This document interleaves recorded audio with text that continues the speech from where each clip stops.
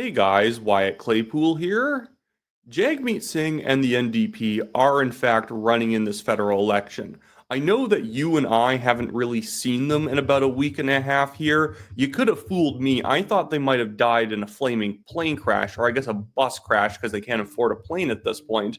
But yeah, they are in fact in this election, but they have just made themselves so incredibly irrelevant that you could go this entire time never checking in with what they're doing, and you've basically gotten the whole gist of what the NDP is all about in the year 2025. They're just sanctimonious socialist whiners who have no clue what this election is about. I was just watching Chris's show, the Great Canadian Bagel podcast on YouTube. You guys should go check it out. He does a lot of polling videos, and he made the note that Jagmeet Singh legitimately gets worse the more elections he runs in. His political skills have been devolving. This is not his first time leading the NDP into an election failure. It's not his second, it's his third. And for some reason, that party is so whipped that they have not decided to throw him out an office window. They got rid of Thomas Mulcair after 2015.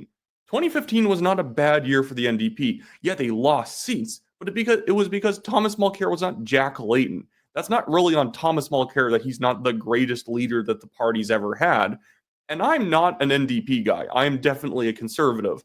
But man, even if I was just swapped into Jagmeet Singh's place, I could be doing a better job than him. Talk about union workers the entire election. Because guess what? The NDP is losing unions. All you should be doing as Jagmeet Singh, if I could like puppeteer him, is go out there and say none of the parties are talking about the threats to union workers and we're here to stand up for them. And just say that for like literally the entire 37-day course of the election. But Jagmeet Singh instead has OnlyFans models on his campaign bus. Again, he has a bus this time because he can only afford a bus. He, for some reason, is like talking like an anthropology student who's 18 years old with his campaign rhetoric. Everything's just social issues and whining about rich people. And it's just not that type of an election. You think that someone hasn't informed him. There's like trade tensions with the US. Like he attacks Trump, but it's not even about trade. It's just about the fact that Jagmeet Singh doesn't really like Trump very much. Anyways, so I want to get into some of the stuff the NDP has been posting as of late because I think it gives a good insight into what their campaign strategy is. What is their campaign strategy? It's losing. It's losing hard. And we are going to see the masterful way that they are attempting to lose as hard as humanly possible. But before I get into it, guys, if you like my federal election coverage, make sure to like the video.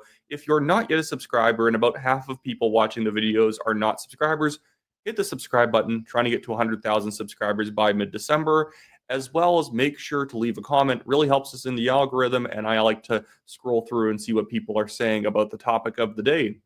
And now let's cut to Jagmeet Singh.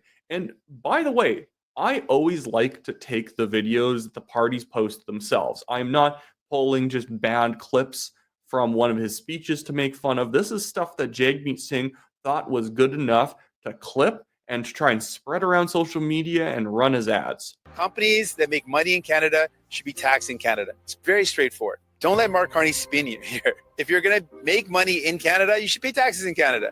And if your only reason for setting up an office in a small office in Bermuda above a bike shop is simply to avoid paying taxes, no, that shouldn't be allowed. That's cheating our system of the investments that we need. He's going after like Mark Carney for like moving a business to Bermuda, and it's like a fine attack line. But even then, I didn't even know what he was talking about until like halfway through. I thought he was talking about some sort of like corporate tax loopholes or something like that, and that exists, and that's like basically him trying to lay a paw on Mark Carney. But again, that's literally as good as it's going to get. Here's another one where he goes after Mark Carney as well. I just think again, all these are just kind of dud ads, just him trying to chase relevance by him talking about the other leaders. The fact that we want to eliminate entirely the fossil fuel subsidies and Mark Carney wants to continue to give your hard-earned money to these highly profitable companies is wrong. The fact that Pierre Poilievre wants to let big polluters pollute as much as they want. We want big polluters to pay their fair share. We don't want big polluters to be able to pollute as much as they want. We want to protect our water and protect our land and protect our air from this pollution. Okay, so apparently Jagmeet Singh is opposing the mass dumping of like tar into our oceans and lakes as if that was on the table. This is what I mean. It's like somebody who is 18 years old, fresh in university, talking about how they want to stand up to the system and other people want to stand with the system, but he's standing against the system. He, in fact, doesn't want to kill the Lorax or whatever. Um, Here's Jagmeet Singh. Actually, here's a clip from Juno News of him talking about uh, uh, the just basically proposing fast tracking natural resource projects that Pierre Poilievre wants to do, and Jagmeet Singh explaining why that's very big, nasty, and horrible. Earlier today, we saw Pierre Poilievre talking about what he's calling a one-and-done strategy for permitting on major resource projects. You yourself have talked about wanting to build an east-west energy corridor.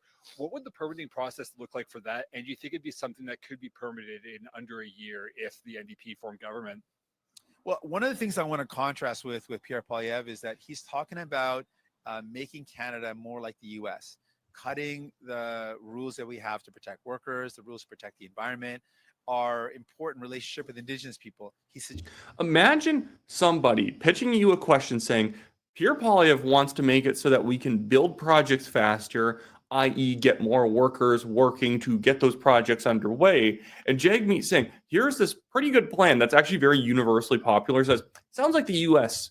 Sounds like a good business idea. Sounds too American to me. It's like, dude, this is what I mean. He's not even good at attacking Trump in the US from like the left wing perspective. He's like just whining about how something sounds American because it's like pro business. Because Jagmeet Singh's just anti business. That's the problem with him. He's just simply blanketly anti business. Suggesting that those things can be skipped over, making us more like the United States. That's not what Canadians want. They're starting to reject the message of Pierre Poilievre and the Conservatives more and more because he wants us to be more like the United States.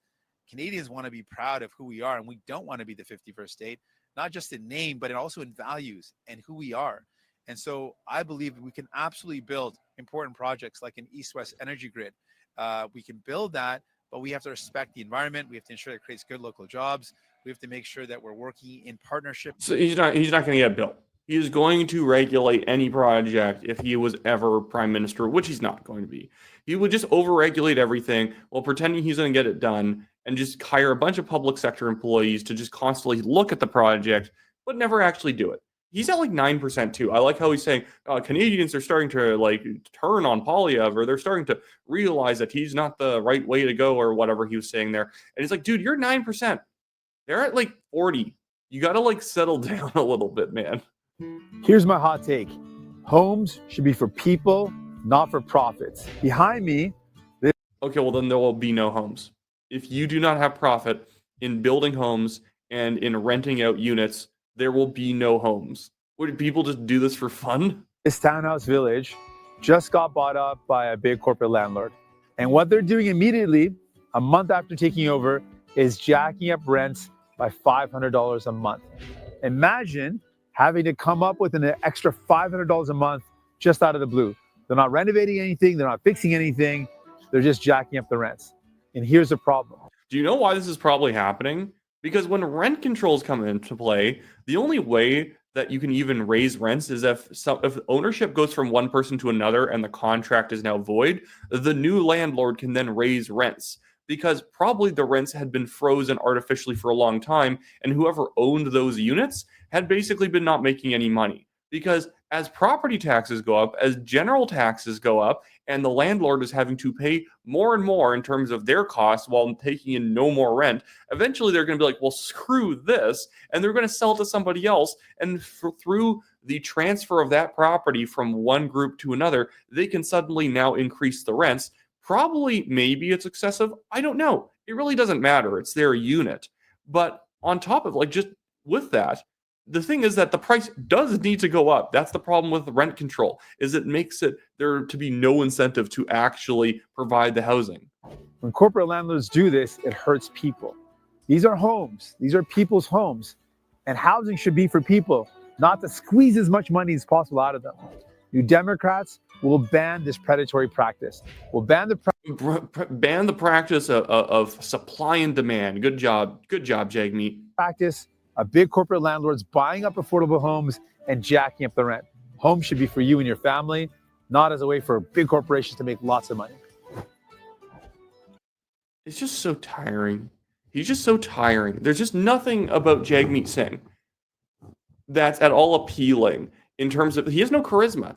That's one of like the big problems for him. It's like you think he's like a young energetic guy. Like no, he's like sanctimonious. That's always been the big problem with the NDP is that they're just deeply sanctimonious. Here's that OnlyFans thing I mentioned earlier. So they had this lady on the campaign trail with them, this lady in the keffiyeh, who's literally an OnlyFans model. Model being like does sexual things on camera for money. And for some reason, they thought this was a really great idea to have her on the team. And by the way, they only got rid of her later because of her like really crazy comments, like gross comments about the Holocaust. Yeah, that's really bad. But you think you would have noticed all the red flags about the person well before they got onto your campaign bus. As Canadians, we're proud the American military does not get to decide what goes on inside our borders because we don't vote for them. And Palestinians deserve the exact same thing. And I know you feel similar. Absolutely. Should not be selling or buying from a country, especially a Netanyahu government that violates human rights. We should be sanctioning those that are involved in these war crimes. Why are we buying and selling arms to a place that doesn't respect international borders? The points are actually things that we put forward either in a motion or we put forward individually. The censorship going on right now with Palestinian voices is unbelievable, and we need to get out there and have our voices heard as Canadians because we have the privilege of being able to like vote and really have a say in this. Get out and vote. Yeah, and absolutely. We also have an important. What is this video where it just keeps cutting back to Jagmeet Singh? He's like, he doesn't have anything to say. Yeah, I agree with whatever you said. The guy's just like a wet sock. He just doesn't have anything in this campaign. It is startling how bad this is. If anything, if Carney and the Liberals win, it's going to be off of the back of Jagmeet Singh just being pathetic. At this point, it's not even like a non-zero chance. He's just paid to suck. Because, my goodness, if you are trying to blow up the NDP, you just systematically be doing it like him. Just be limp, sit there, just delve into sort of dumb socialist rent control policies, criticizing people for making money, and just other just kind of like soppy rhetoric about social issues and about how Hamas is really cool or whatever. There's just nothing. Anyways, so that should be it for me today, guys. I'm in Texas right now. I've actually been in a hotel room filming as I usually am on the road. And I've been having to like hold my head in this place so you don't see the thermostat because that's not great to look at. So I'm strategically always doing this. It's okay whenever I'm here, but the lighting always is kind of annoying to kind of get right. I finally bought a light for when I'm like mobile, so I'm not just in this like really orangey colored tinted room. But it's been fun. I'll be back in Calgary later today. So I'll be back in the normal studio for about a week, and then I will be in Nepean or the Ottawa area helping out Conservative candidates on the ground. I encourage you all, make sure to help out your local guy. It doesn't matter how safe riding it is or how safe of a Liberal riding it is.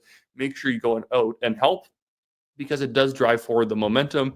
The rallies for Poilievre are great, but wouldn't it be even better if all those people who go to the rallies also go and hit the streets to go help the party? So anyways, that's it for me today, guys. Like, share, subscribe, do all that great stuff. See you later.